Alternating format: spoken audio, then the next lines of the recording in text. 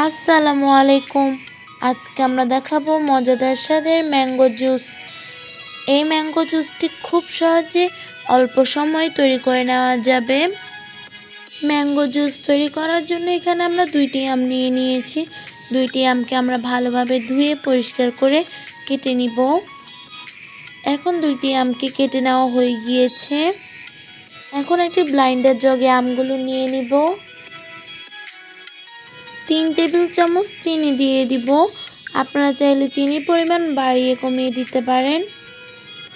এখন 2 কাপ পানি নিয়ে নিচ্ছি। এখানে আমরা অর্ধেক পানি দিয়ে দিব আর অর্ধেক পানি আমরা পরে দিয়ে দিব। এখন আমরা এগুলোকে ব্লেন্ড করে নিচ্ছি। এখন বাকি পানিটুকু দিয়ে আমরা আবার ব্লেন্ড করে নিব।